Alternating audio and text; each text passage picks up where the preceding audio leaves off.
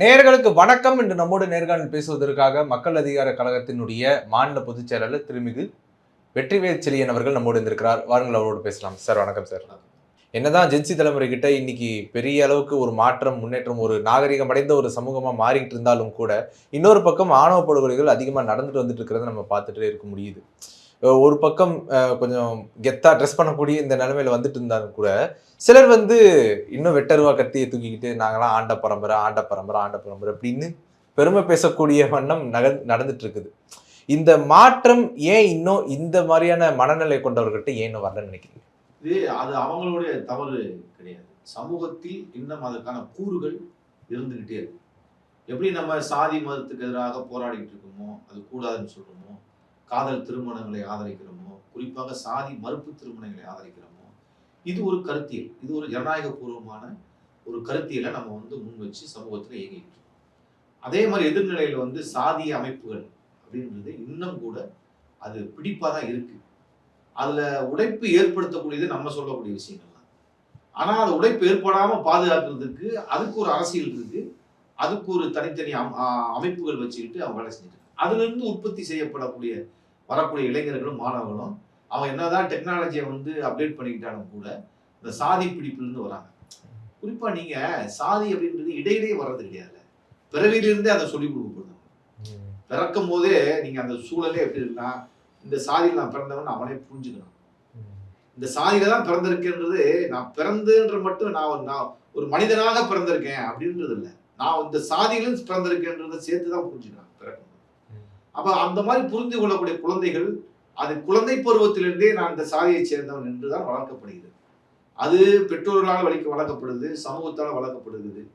அப்படி இருக்கும்போது அந்த சூழலே எப்படி இருக்குன்னா, ஒரு சாதியை சரி என்று சொல்லக்கூடிய, அங்கீகரிக்கக்கூடிய, அந்த சாதி பெருமையை பேசக்கூடிய, அந்த சாதியில் நான் உயர்ந்த சாதி என்று பேசுறது பெருமை.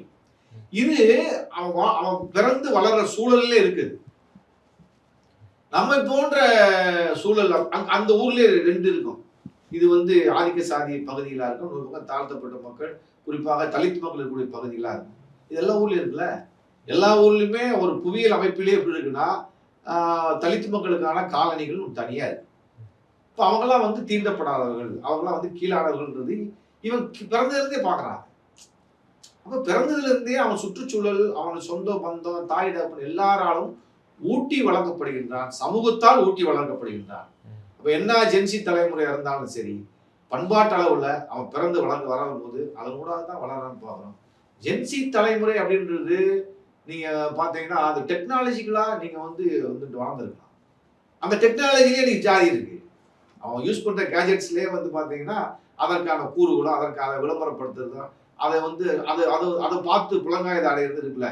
நீங்க கவின் படுகொலையில அந்த படுகொலை செய்த நபர், அந்த பையன் ஃபேஸ்புக்ல இன்ஸ்டாகிராம்ல அவனோட போட்டோ போடுறான், கத்தி வச்சிருக்கான், அருவா வச்சிருக்கான், ஜாதி பெருமையை பேசுறான். அப்ப இன்ஸ்டாகிராம் டெக்னாலஜியை அவன் எப்படி பயன்படுத்துறாங்க, சாதி அதையும் பயன்படுத்துது இல்ல. அப்ப என்னதான் ஜென்சி தலைமுறை வந்தாலும் அடிப்படையில் கலாச்சாரம், பண்பாடு, சாதிய பிடிப்புகள் இன்னும் மாறாம. இன்னொன்னு சமீபத்துல ராஜா நடிச்ச கந்தன்மலை படம் பார்த்தோம். அந்த படத்துல ஒரு கருத்தை திருமாரஞ்சி ஒரு கருத்தை சொல்றாரு. என்ன கருத்தை சொல்றாருன்னா, இப்படிதான் நம்ம பொண்ணுங்களெல்லாம் இவங்க கூட்டு போயிடுறாங்க. இப்படிதான் போன தடவை உடுமலைப்பேட்டையில ஒரு பொண்ணுக்கு கல்யாணம் பண்ணி வச்சீங்க, அந்த பொண்ணுக்கு இப்ப எத்தனை கல்யாணம் பண்ணி வச்சிருக்கீங்க அப்படின்னு போற போக்குல ஒரு வசனத்தை பேசிடுறாரு. இன்னொரு சொல்லாடல் என்ன சொல்றாங்க அப்படின்னா, கலர் கலரா ட்ரெஸ் போட்டுக்கிறாங்க, கூலிங் கிளாஸ் போட்டுக்கிறாங்க, ஐபோன் வச்சுக்கிறாங்க, பைக் வச்சுக்கிறாங்க, இதை வச்சு எங்க பொண்ணுங்களை மயக்கிடுறாங்க, இப்படின்லாம் ஒரு கருத்தாடல் இருக்குது இல்லைங்களா? அதை எப்படி பாக்குறீங்க? இது சாதி மனநிலை தான். இது யார் சொல்றவன்? கலர் கலரா சட்டை போடுறாங்க, பைக் வச்சுக்கிறாங்கன்னா, அதாவது தலித் மக்களை பார்த்து ஆதிக்க சாதிக்காரன் சொல்றவன். அது என்ன, அது கண்ணோட்டம் என்னன்னு கேட்டீங்கன்னா, ஒரு தலித்துக்கு இதெல்லாம் தேவை, வசதியா இருக்கலாமா, அவன் பேண்ட் போடலாமா, அவன் பைக் வச்சுக்கலாமான்னா அது ஒரு சாதிய மனநிலை தான். என்னைய விட கீழானவன் நீ, கீழானவன் எப்படி வசதியா இருக்க முடியும் அப்படின்ற சாதிய மனநிலையிலிருந்து தான் பேசுறது. அப்படி கீழானவன் என் பொண்ணை பார்த்து லவ் பண்றதா அப்படின்றது நீங்க கிண்டல் பண்றது கிடையாது, ஒரு சாதிய மனநிலையிலிருந்து தான் பேசுறது அப்படின்னு. திருமாரஞ்சி போன்றவர்கள்லாம் RSS கைக்கூலிகளாக இருந்து வேலை செய்யக்கூடிய ஆட்கள். இதை கிரிஞ்சின்மா இப்போ பசங்க பார்த்தாங்கன்னா இது கிரிஞ்சின்னு தான் சொல்லுவாங்க. என்னன்னு கேட்டீங்கன்னா ரொம்ப பழசு இதெல்லாம். என்னது எங்கள் பொண்ணை ஏமாத்திட்டான், கட்டி கொடுத்துட்டாங்க, இன்னும் அது என்னன்னு நீ வெளிப்படையா பேசணும். நீ அந்த பொண்ணோட விருப்பம், அந்த பொண்ணு 1 இல்ல 10 திருமணம் கூட முடியும். அதை பத்தி நீ யார் கேட்கறதுக்கு? அப்ப நீ என்ன கலாச்சார காவலனா நீ? உன்னுடைய பிற்போக்கான ஆர்எஸ்எஸ் இந்து மத வெறி கருத்துக்களை வந்து அந்த படத்துல அது ஒரு படம்னு யாரும் ஏத்துக்கல. அது முழுக்க முழுக்க பசங்க எல்லாம் பார்த்தாங்கன்னா காரி தூக்கிடுவாங்க. அப்படி ஒரு படம் அது. நகைச்சுவைக்குரியதா இருக்குது, அது வேற நகைச்சுவை விஷயம். தான் அது. எச் ராஜாவெல்லாம் பார்த்தா எவன் வந்து அவர் பார்த்து அப்படியே கண்ணீர் வடிச்சிட்டு போனானா? அப்படி கிடையாது. அது வந்து முழுக்க முழுக்க சாதிய கண்ணோட்டம் தான் அது. அதுல படத்துல வர எல்லாமே சாதிய நீங்க நான் படம் பார்க்கல. நீங்க சொல்றது பார்த்தோம்னா சாதிய கண்ணோட்டம் தான் அது. வேற ஒண்ணுமே கிடையாது. ஆனா போற போக்குல இந்த மாதிரி கருத்தெல்லாம் சொல்லிடுறாங்க இல்லைங்களா? எங்க பொண்ணுங்களை வந்து அவங்க கூட்டு போயிடுறாங்க, மயக்கிடுறாங்க. அதுக்கப்புறம் எங்க பொண்ணுங்களை வந்து அவங்க காசுக்காக கல்யாணம் பண்ணிட்டு கடைசியில அவங்களே கழட்டி விட்டும் போயிடுறாங்க இப்படின்னு ஒரு போற போக்குல பேசுறாங்க. நான் கேட்கறது என்னன்னா, ஒரே சாதிக்குள்ள பெண்களை மயக்கி தானே கல்யாணம் பண்ணிக்க முடியும். காதல் பண்றது என்ன? நீங்க ஒரே சாதிக்குள்ள கூட கல்யாணம் சும்மா முடிச்சிட முடியுமா? இல்ல, நாடக காதல் பண்றாங்கன்னு சொல்றாங்க. அதான் சொல்றேன். என்ன நாடக காதல் அப்படின்றது, என்ன நாடக காதல்னு சொல்லணும். பொய்ன்றதையோ உண்மைன்றதையோ யார் தீர்மானிக்கிறது? யார் தீர்மானிக்கிறது? நாடக காதல்ன்றதை நீ வெளியிருந்து சொல்லுவியா? நீ வெளியிருந்து சொல்றது உனக்கு ஒரு நோக்கம் இருக்கு. உனக்கு ஒரு சாதி வெறி இருக்கு. அதுல இருந்து அந்த வார்த்தையை பிரயோகிக்கிற. உண்மையா பொய்யா, அது உண்மையான காதலா பொய்யான காதலான்றது காதலிக்கிற பெண்ணும் ஆணும் முடிவு செய்ய வேண்டியது. நாடக காதலா எந்த காதலா இருக்கும்யா? நீ யாருன்னு கேக்குறேன். அதில் நீ ஏன் மூக்கு நுழைக்கிறேன்னு தான் கேள்வி. அப்ப இவனுக்கு ஒரு சாதி வெறி இருக்கு. அந்த கண்ணோட்டத்தை வந்து பாக்குறான்றதுதான் நமக்கு. நாடக காதலா, நாடகம் இல்லாத காதலா, சினிமா காதலா, சினிமா இல்லாத காதலா, பேண்ட் போட்டிருக்கானா, ட்ரௌசர் போட்டிருக்கானா, ஜட்டி போட்டிருக்கானா, என்ன உனக்கு பிரச்சனை இல்லை. அதெல்லாம் ஒரு பெண்ணும் ஆணும் முடிவு செய்ய வேண்டிய விஷயம் அது. ஆகவே இதுல அடுத்தவன் தலையறதே முதல் தப்புன்றதான் பார்க்கணும். அப்ப இதெல்லாம் வந்து அபத்தமான கருத்து, இதெல்லாம் வந்து கிரிஞ்சான கருத்து, இதெல்லாம் வந்து மக்களால் புறதள்ளப்பட்ட கருத்து தான். இதெல்லாம் எடுபடலை. இப்பெல்லாம் அவங்க பேசுறது இல்லை. அப்படிலாம் அன்புமணி கோஷ்டி இந்த மாதிரி பேசிட்டு இருக்கும்போது இப்ப அந்த பழைய விஷயத்தை வந்து ஒரு சினிமா எடுத்து பேசிட்டு இருக்காங்க. இது வந்து இது அபத்தத்திலே அபத்தம், ஒரு சாதி வெறியினுடைய கருத்து. அவ்வளவு. இன்னொன்னு, தமிழ் முறை திருமணங்கள் நடக்குது. அதுல அந்த பார்ப்பனர்கள் இல்லாம சடங்கு நடக்கிறது அப்படிங்கிறது நம்மளால பார்க்க முடியுது. இப்போ உசிலம்பட்டி போன்ற ஊர்களை எடுத்துக்கிட்டோம்னா கூட அங்க பார்ப்பனரை வச்சு சடங்கு நடத்த மாட்டாங்க. குலதெய்வ கோயிலில் வச்சு திருமணம் நடத்துறது அதெல்லாம் பார்க்குறோம். ஸோ பார்ப்பனிய எதிர்ப்பு திருமணத்துக்கும் சாதி மறுப்பு திருமணத்துக்கும், அதாவது புரட்சிகர திருமணத்துக்கும் என்ன வித்தியாசம்? அதாங்க, சடங்கு சம்பிரதாயம் என்பது வந்து பிற்போக்கானதுன்னு சொல்றோம். அது வந்து ஒரு மூட நம்பிக்கை வளர்க்குது. இன்னொரு பக்கம் பெண்ணடிமைத்தனத்தினுடைய அடிப்படையாக இருக்கு. அது இழிவுபடுத்துது மக்களை. எப்படி சொல்றீங்க? சமஸ்கிருத ஸ்லோகங்கள் வந்து தமிழையும் இழிவுபடுத்துது. அதுன்றது நம்ம பார்க்குறோம். பெரியார் இயக்கங்கள் அதை பற்றி நிறைய வந்து சொல்லியிருக்காங்கன்னு வச்சுக்கோங்க. அப்ப அது அந்த வகையில வந்து அது வந்து எந்த வகையிலுமே ஒரு ஆக பிற்போக்கானதாக மனிதர். உதாரணமா செவ்வாக தோஷம்னு சொல்றான். செவ்வாய் தோஷம் இருக்க பெண்ணுன்றான். என்ன அது அப்படின்னா என்ன? இப்ப செவ்வாய் தோஷம்னு நீ ஒன்று சொன்னேன்னா அந்த பெண்ணோட வாழ்க்கையே பாதிக்குது. என்ன செவ்வாய் தோஷம்னு என்ன? அதுக்கும் சொந்த வாழ்க்கைக்கு என்ன சம்மந்தம் இருக்கு? நான் வந்து கேள்விப்பட்ட வகையில செவ்வாய் தோஷம் சொல்ல பெண்கள்லாம் இன்னைக்கு வந்து வாழ்க்கையோட உச்சத்திலே இருக்காங்க. அவங்க பெரிய அளவில் சாதிச்சிருக்காங்க. அப்ப என்ன? அப்ப ஒரு மூடத்தனமான கருத்தை வச்சுக்கிட்டு இல்ல அவங்கள திருமணம் பண்ணிக்கிட்டா திருமண வாழ்க்கை நல்லா இருக்காது அப்படின்ற ஒரு நடைமுறையில் அப்படிலாம் கிடையாது. இல்லை அதெல்லாம்.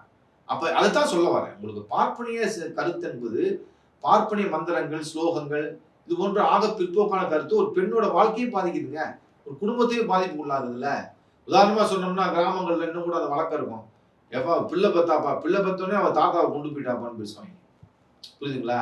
ஒரு பிள்ளை பிறந்தோடனே ஒரு ஆள் செத்து போயிட்டான்னு வச்சுக்க, சொந்தக்காரன் இல்ல. இந்த பிள்ளை பிறந்ததாலாம் செத்து போயிட்டான்னு ஒரு கருத்தெல்லாம் வரும். இதெல்லாம் எங்க இருந்து வந்துச்சு? இதுக்கு என்ன சம்மந்தம் இருக்கு? அப்ப ஏன் இது கூடாதுன்னு சொல்றோம்னா அது குடும்பத்தில் பிரச்சனையை உருவாக்குது. பல விஷயங்களை வந்து மூட நம்பிக்கை மூலமாக மொத்த குடும்பத்து நடவடிக்கை திசை மாறி போகுது. அதுதான் வந்து ஆக பிற்போக்கான விஷயங்கள் நம்ம சொல்றோம். அதெல்லாம் வந்து நம்ம ஏற்றுக்கொள்ளக்கூடாதுன்னு சொல்றோம். அதனாலதான் நம்ம சொல்லக்கூடிய சீர்திருத்த திருமணங்கள்ல பார்ப்பன சடங்கு சம்பிரதாயங்களற்ற ஒரு திருமணங்களா நடத்துறாங்கன்னா அதுல ஒரு காரணம் இருக்கு. அப்படிதான் பார்ப்பேன். ஆனா அந்த புரட்சிகர திருமணத்துக்கு வித்தியாசங்கள். புரட்சிகர திருமணம்ன்றது ரெண்டுக்குமான வேறுபாடு. நீங்க ஒண்ணு வந்துங்க, புரட்சிகர திருமணம்ன்றது எங்க அமைப்பில் நடத்துறோம் நாங்க. அது அந்த ஒரு உறுதிமொழி எடுப்பாங்க. அந்த உறுதிமொழியில புதுமண தம்பதிகள் நாங்க வந்து மணமக்களாக நாங்க ஒன்றுக்கு ஒன்று இணைந்துக்கிறோம். நாங்க ஜனநாயகபூர்வமா நடந்துக்கிறோம். ஒருவர் கருத்து ஒருவர் அங்கீகரிப்போம். ஜனநாயகபூர்வமா நடந்துக்கிறது தான் எங்களுக்கு திருமணம். எங்க வாழ்க்கையில அப்படி நடந்துக்குவோம். அதை தாண்டி நாங்கள் இந்த சமூகத்திற்காக அரசியல் ரீதியாக பணியாற்றுவோம்ன்றது ரொம்ப முக்கியம். புரியுதுங்களா? அது சில நேரம் ஒருத்தர் மட்டும் இருக்கலாம், இன்னொருத்தர் இல்லாம இருக்கலாம். ஆனாலும் உதாரணமாக இப்ப நாங்க ஒரு மணமகன் வந்து ஒரு அரசியல் ரீதியா இருக்காரு, அவர் சமூகத்துக்காக பணியாற்றுறாரு அப்படின்னு சொன்னா, மகள் சமூகத்துக்காக பணியாற்றாம இருக்கணும்னா அவர் செய்யற வேலையை அங்கீகரிக்கிறவரா இருப்பாங்க. குறைஞ்சபட்சம் கண்டிப்பா இருக்கணும். அவர் செய்யற வேலைக்கு எதிராக இல்லாம இருக்கணும். அப்ப ஒரு அரசியல் ரீதியான மாற்றத்திற்கு, ஒரு அரசியல் ரீதியாக ஒரு சமூகத்தை மாற்றுவதற்கு வேலை செய்யறதுக்கு நாங்கள் திருமணத்தை முடிச்சிருக்கிறோம். நாங்கள் இருவரும் அதற்காக அர்ப்பணிப்போடு வேலை செய்வோம்ன்றது ரொம்ப முக்கியம். அது வந்துதான் புரட்சிகர திருமணத்திற்கும் சீர்திருத்த திருமணமான வேறுபாடா இருக்கு. அதே மாதிரி சீர்திருத்த திருமணங்கள்ல வந்து வரதட்சணை சில இடங்கள்ல வாங்குறாங்கன்னா, இங்க வந்து வரதட்சணை வந்து வாங்க மாட்டாங்க. இப்ப சாதி மறுப்பு இருக்கும். சாதி மறுப்பு ரெண்டுலயுமே இருக்கும். சீர்திருத்த திருமணத்தில் சாதி மறுப்பு இருக்கும், புரட்சிகர திருமணத்தில். அப்போ சீர்திருத்த திருமணத்தில் இல்லாத 2 அம்சங்கள் சொன்னா வரதட்சணை வாங்காமல் இருக்கிறதும், அரசியல் ரீதியான மாற்றத்துக்காக தங்கள் வாழ்க்கையை அர்ப்பணித்துக் கொள்வது அப்படின்றதும் இதுல வந்து ஒரு முன்னேறிய அம்சமாக இருக்கும். இன்னும் வந்து சாதி அமைப்புகள் வந்து சிபிஎம் போன்ற அலுவலகங்களுக்கெல்லாம் மிரட்டல் கொடுத்துட்டு இருக்கிறாங்க. அப்படி இருக்கையில வந்து இந்த புரட்சிகர அமைப்புகள் எல்லாம் புரட்சிகர திருமணங்களை முன்னெடுக்கிறீங்க. இந்த அச்சுறுத்தல்களை எதிர்கொள்வதற்கு எப்படியாகப்பட்ட வலிமையை கட்டமைப்பிக்கிறீங்க? அச்சுறுத்தல்கள் எப்பவுமே இருக்கு. இன்னைக்கு மட்டும் இல்லை, எப்பவுமே இருக்கு. இன்றைக்கு ஆர்எஸ்எஸ் பிஜேபியினுடைய தலையீடு அதிகமாக இருப்பதால் அச்சுறுத்தல் அதிகமாகவே இருக்குன்னு சொல்லலாம். அதெல்லாம் முறியடிக்கிற விதமாக தான் நம்ம இப்படி திருமணங்களை வந்து அதை சுருக்கிக்கிறாம அதை வந்து அரசியல் ரீதியாக ஒரு இயக்கமாக நம்ம முன்னெடுக்கிறோம். இதன் மூலமாக வந்து நிறைய பேருக்கு இது வந்துங்க ஒரு திருமணத்தை இப்படி செய்யும் போது எளிமையா மக்களுக்கு போய் சேரும். ஒரு பண்பாட்டு ரீதியாக சாதி மறுப்பு அப்படின்றது நம்ம வந்து செய்யறோம். அப்ப அச்சுறுத்தல் எல்லாமே தாண்டி நம்ம வந்து இதை முறியடிக்க வேண்டியது அவசியமா இருக்கு அப்படின்னு பார்க்கலாம். அச்சுறுத்தல் எப்பவுமே இருந்துட்டு தான் இருக்கும். அதை நீங்க வந்து மக்களோட சேர்ந்துதான் முறியடிக்க முடியும். அரசியல் கட்சிகள், அரசியல் சக்திகள் வந்து, ஜனநாயக சக்திகள் வந்து இதை வந்து மக்கள்கிட்ட எடுத்துட்டு போய் மக்கள் பெருவாரியான மக்களை நம்ம வந்து இதற்கு எதிராக திரட்டுவதன் மூலமாகத்தான் இதை முறியடிக்க முடியும். குறிப்பாக ஆதிக்க சாதியினுள் நாம் வேலை செய்து அந்த மக்களை, அந்த இளைஞர்களை, அந்த மாணவர்களை ஒரு ஜனநாயகப்படுத்த வேண்டியது அவசியமா இருக்கு. இப்ப நம்ம பாத்தீங்கன்னா தலைப்புல கூட சாதி மதம் கடந்து காதலிக்க மனம் முடிக்க வேண்டும் ஜனநாயகம்ன்றதுதான். இந்த ஜனநாயகம்ன்றதுக்கான வார்த்தை ரொம்ப பெருசு.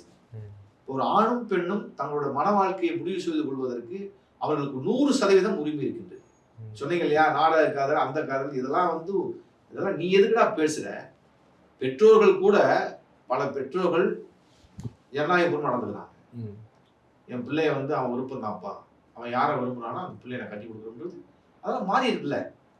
நிறைய மாற்றங்கள் வந்து நகர நாட்டத்துல நகர மையத்துல வந்தவங்க, கிராமங்களோட தொடர்பு இல்லாம நகரங்கள்ல ஒரு தலைமுறையாக வளர்ந்தவங்க எல்லாம் பல பேர் பெண்களுடைய பெற்றோர் பிள்ளைகளுடைய திருமண ஆசையை, காதல் திருமணங்களை அங்கீகரிக்கிறாங்க. மொத்தமா நம்ம இல்லைன்னு சொல்ல முடியாது. அப்ப அது எங்க அதிகமா இருக்குன்னா கிராமப்புறங்கள்ல தான் அது வந்து அதுக்கான இது வந்து அதிகமா இருக்கு. ஏன்னா அது பிடிப்பு இன்னும் அந்த அளவுக்கு லூஸா இருக்கு. அவங்களே லூஸ் ஆனாலும் கூட ஜாதி அமைப்புகள் விட மாட்டான். அதான் சொல்றேன் இல்லைங்களா. இப்ப திருமாறன் சொன்னீங்களா, திருமாறன் அவர் பேரு, அவர்லாம் வந்து கல்லர்கள் வாழக்கூடிய பகுதியில பெரிய அளவுல இளைஞர்களை வந்து மூளை செலவை செஞ்சு வச்சிருக்காரு. அப்ப அந்த இளைஞர்கள்லாம் எப்படி நீங்க மீட்டெடுக்க போறீங்கன்னா, நம்ம போன்ற அமைப்புகள் போய் அதை தலையிட்டு தான் நம்ம வந்து சரி பண்ணணும். அப்ப ஆர்எஸ்எஸ் பின்னணி இருக்கிற நபர் தான் திருமாறன்ல ஆர்எஸ்எஸ் பின்னணி இருக்கா. ஆர்எஸ்எஸ் காரங்க வெளிப்படையா அறிவிச்சுக்க மாட்டாரு. தேவர் பேரவை என்ற பேர்லயும் தேவர் கட்சி என்ற பேர், ஃபார்வர்ட் பிளாக் கட்சி என்ற பேர்ல வந்து முகம் கொடுப்பாரு. ஆனா உண்மையில ஒரு ஃபார்வர்ட் பிளாக் கிடையாது. நேதாஜியோட வாரிசு அவரே கிடையாது. நேதாஜி எதிரானவர், இடதுசாரி. அந்த ஃபார்வர்ட் பிளாக் கட்சி கூட இடதுசாரி கட்சி. அதெல்லாம் வந்து அந்த அணிகளுக்கு தெரியுமா?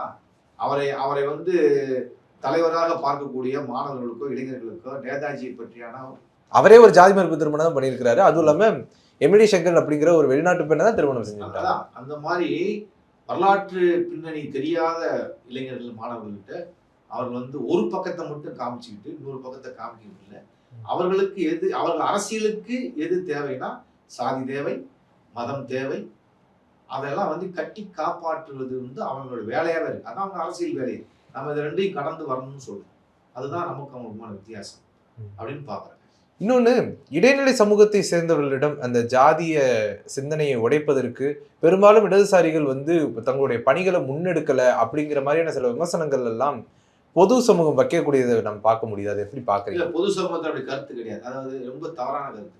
அதாவதுங்க, இடதுசாரி அமைப்புகள் அதான் நான் ஏற்கனவே பேசினேன். செங்கோடி இயக்கம் அப்படின்றது வந்து முக்கியமானது. செங்கோடி இயக்கம்ன்றது வெறும் வர்க்க போராட்டமானா அப்படி கிடையாது. கீழத்தஞ்சை பகுதியில் செங்கோடி இயக்கம்ன்றது தலித் மக்கள், பண்ணை அடிமைகளாக இருந்த தலித் மக்கள் மத்தியிலுமே வேலை செஞ்சாங்க. அங்கன்னா வெறும் வர்க்க பிரச்சனை இருக்காங்க கிடையாது. சாதி இருக்கு. சாதி தான் படிப்படியானது. இப்ப சாதி ஆதிக்கத்திற்கு எதிராகவும் வர்க்க ஒடுக்குமுறைக்கு எதிராகவும் தான் அந்த போராட்டங்கள் இருக்கு. அதுதான் வந்து சீனிவாசராவ் போன்றவர்கள்லாம் அதை வளர்த்தெடுத்து பண்ணைகளுக்கு எதிராக போராட வச்சாங்க. இப்ப இடதுசாரிகள் இரண்டுக்குமான எதிராக தான் போராடினாங்க அப்படின்றதுதான் இது ரொம்ப தவறான கருத்து. அப்படி கிடையவே கிடையாது. இப்போ ஜென்சி தலைமுறை கிட்ட பரவி கிடைக்கிற இந்த சாதிய மனநிலை, சிலர்கிட்ட இருக்கக்கூடிய இந்த சாதிய மனநிலை, இதை முறியடிப்பதற்கு மக்கள் நீதி கழகம் எப்படியாக வேலை செய்யும்?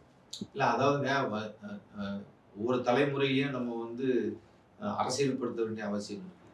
இப்போ எங்களுக்கு மாணவர் அமைப்பு வச்சிருக்கோம்னு சொன்னா எங்க மாணவர் அமைப்பு மூலமாக எங்களால எந்த அளவுக்கு முடியுமோ அந்த அளவுக்கு மாணவர்கள் மத்தியில் வேலை செய்யலாம். அப்ப நாங்க வேலை செஞ்சா என்ன வேலை செய்வோம்? சாதி மதம் கூடாதுன்னுவோம், அரசியல் சொல்லி தருவோம். அப்ப அந்த வகையில வந்து குறைஞ்சபட்சம் ஜனநாயகத்தன்மையோட மாணவர்கள் இளைஞர்கள் வளருவாங்க. அவங்களுக்கு அந்த சாதிய மனநிலை இருந்தாலும் உடையதுக்கான வாய்ப்புகள் அதிகமா இருக்கு. கண்டிப்பா உடையும். அப்படிப்பட்ட சக்திகள், நம்மை போன்ற ஜனநாயக சக்திகள் நிறைய வளரணும். அவர்கள் அந்த கருத்தை கொண்டு போய் இளைஞர்கள் மத்தியில வந்து பேசணும், இளைஞர்களை மாற்றணும்னு சொல்றோம். அதன் மூலமாகத்தான் அது உடையுமே ஒழிய ஜென்சி தலைமுறையை வந்து நம்ம வந்து வேற மாதிரி நம்ம வந்து அவங்கள வந்து தவறானவர்களாகவும் பார்க்க வேண்டிய அவசியம் இல்லை. அவர்கள் தான் எதிர்காலத்தின் இளைஞர்கள். ஆகவே அவங்களை நல்வழிப்படுத்துவது, அவங்களுக்கு சரியான வழிகாட்டுவது வந்து அமைப்புகளுடைய கடமையா இருக்கு அப்படின்னு பார்க்குறோம். ஆனா இன்றைய சூழல்ல நம்ம ஏற்கனவே பேசுன மாதிரி அவர்கள் அரசியல்படுத்தப்பட வேண்டும் சொல்றோம். அவர்கள் அரசியல்படுத்தப்பட வேண்டும், ஜனநாயகப்படுத்தப்பட வேண்டும்.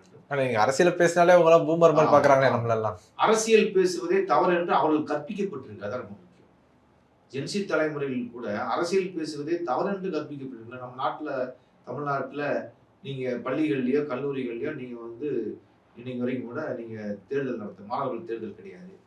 அதெல்லாம் ஒரு காலத்துல இருந்துச்சு. திராவிட இயக்கங்கள் ஆரம்பத்துல வளரும் போதுலாம் வந்து கல்லூரிகள்ல மாணவர்கள் இந்திய எதிர்ப்பு போராட்டத்தில் அதிகமாக பங்கெடுத்தது யாரு? மாணவர்கள் தானே. அது எப்படி சாத்தியமாச்சு? ஏன் அந்த மாதிரி சாத்தியம் இன்னைக்கு இல்லைன்னா, அந்த மாதிரி சூழலை வந்து நீங்க வந்து முழுக்க வந்து எடுத்துட்டாங்க. கல்லூரிகள்லயும் பள்ளிகள்லயும் மாணவர் சங்கங்கள் இருந்துச்சு. அப்ப திராவிட இயக்க கொள்கைகள் அன்னைக்கு பரப்பப்பட்டுச்சு. அப்ப அதன் மாதிரி ஈர்க்கப்பட்டு தான் மாணவர்கள் வந்து வீதிக்கு வந்து தங்கள் உரிமைகளுக்காக போராடினாங்க. அது ஒரு வசந்த காலம் கூட சொல்லலாம். அப்படிப்பட்ட ஒரு காலங்கள் வந்து இன்றைக்கு மாணவர்களுக்கு அந்த வாய்ப்புகள் மறுக்கப்பட்டிருக்கு. தன்னை ஒரு அரசியல் சக்தியாக, அரசியல் தெரிந்தவனாக தான் வந்து வளருவதற்கான சூழல் இன்னைக்கு இல்லை. அந்த சூழல் எல்லாம் வந்து மறுக்கப்பட்டிருக்கு. குறிப்பாக கல்வி நிறுவனங்களில் அது இல்லை. அரசு கல்வி நிறுவனங்களே அது வந்து இல்லாமல் இருக்கின்றது ரொம்ப அடிப்படையான விஷயமா இருக்கு. அப்ப பள்ளி கல்லூரிகளில் நீங்க மாணவர்களுக்கு தொழில் சார்ந்த கல்விகள் பயிற்றுவிக்குது அப்படின்றது தாண்டி அவனுக்கு பொது நலன் சார்ந்த, பொது அறிவு சார்ந்த, அரசியல் சார்ந்த கல்விகளை பயிற்றுவிக்கும் போது மட்டும்தான் ஒரு மாணவன் நல்ல மாணவனாக, ஒரு சமூகத்துக்கு பொருந்தக்கூடிய மாணவனாக வளர முடியும். அப்படி இல்லாம இருந்துச்சுன்னா அந்த மாணவன் இப்போ உதாரணமா நீங்க போய் எந்த கல்லூரியில் கேட்டாலும் அரசியல் பத்தி சொல்லு அப்படின்னா தெரியாது. அது ரொம்ப ஆபத்தானது. அதுதான் இன்னைக்கு விஜய் கட்சியில் இருக்கக்கூடிய இளைஞர்களை பார்க்கணும். அதனால அவங்கள குறை சொல்றது இல்லை. இப்போ விஜய் கட்சியில விஜயை பற்றியான மதிப்பீடு எப்படி இன்னைக்கு வரைக்கும் ஒரு அரசியல் கட்சியாக அவர் ஆரம்பிச்சிட்டாருன்னா அரசியலுக்கு தகுதியா இருக்காரு அவரு. அரசியலை பற்றி அவர் என்ன பேசுறாரு? அவர் வந்து அந்த சமூகத்துல ஒரு மாற்றத்தை. ஆனா அதே மாணவர்கள் தான் சொல்றாங்க, எங்ககிட்ட வந்து இவங்க வந்து சென்று சேரல, எங்ககிட்ட இவங்க வரல, அதனாலதான் நாங்க விஜய் நோக்கி போறோம் அப்படின்னு மாணவர்களே நேரடியா வந்து ஒரு கலந்துரையாடல பேசிட்டு காரணிங்க. அதெல்லாம் உண்மைதான். அதான் நான் சொல்ல வரேன். மற்ற எந்த கட்சிகளும் இளைஞர்களையும் மாணவர்களையும் அரசியல்படுத்த தவறு இருக்குன்றது ஒரு விஷயம், மறுக்கல நம்ம. அதுதான் அதன் விளைவு தான் இன்னைக்கு நீங்க விஜய் கட்சியில போய் சேர்றாங்க. அப்ப அரசியல் எங்கேயுமே அரசியல் படுத்தப்படாமல் வருகின்றவர்கள், அரசியல் வந்து மாணவர்களுக்கும் இளைஞர்களுக்கும் எதிரானது, அது தேவையற்றது என்ற கருத்தினோடாக வளர்க்கப்பட்டு வருகின்ற மாணவர்கள் எப்படி போவாங்க? அவங்கன்னா ஒரு ரசிக மனோபாவத்தில் தான் அவர் அரசியல் கட்சியும் பார்ப்பாங்க. புரியுதுங்களா? அப்ப அரசியல் கட்சி வேறு, அரசியல் தலைவருக்கான பண்புகளும் அவர்கள் நடவடிக்கையும் வேறு, நடிகருக்கான பண்புகளும் நடவடிக்கைகளும் வேறு என்று பிரித்து பார்க்கின்ற ஆற்றலும் அதற்கான அரசியல் அறிவும் இல்லாம தான் மாணவர்கள் இன்னைக்கு எப்படி பார்க்குறாங்க விஜயை பத்தி? ஒரு ரசிகனா தான், ரசிகர் மன்ற ஒரு அவர் எப்படி சொல்ற ஒரு நடிகராக தான் பார்க்குறாங்க இன்னைக்கு கூட. ஒரு அரசியல் சக்தியை அவங்க பார்க்கல. பல கேள்விகளுக்கு நிறைய கிண்டல் கேலியாக கூட யூடியூப்ல வீடியோலாம் பார்க்குறாங்க. அது ரொம்ப தவறு. அவர்கள் அவர்களுடைய இயலாமையும் அவர்கள் தெரியாத விஷயத்தை கேட்டு கேட்டு அவங்களை கிண்டல் பண்றது அது அவங்க வளர்க்காது. அவை மாணவ இளைஞர்களை அது ஒரு பரிதாப நிலை தான் அது. அதை மாற்றுவதற்கான முயற்சியை நம்ம செய்யணுன்றது தான். மாற்றிட்டாங்கன்னா அவங்க அரசியலுக்கு தெரிஞ்சுக்கிட்டாங்கன்னா விஜய் போன்ற நபர்கள்லாம் உதறி தள்ளிடலாம். இன்னும் சொல்ல போனா இந்த எல்லா கட்சிகளையும் உதறி தள்ளுவதற்கான வாய்ப்பு இருக்கு. புரட்சிகர அமைப்பு வருவதற்கான வாய்ப்பு இருக்கு அப்படின்னு. உங்களுடைய நேரத்தை ஒதுக்கி எங்களோட கருத்துல பந்தமைக்கு நன்றி சார்.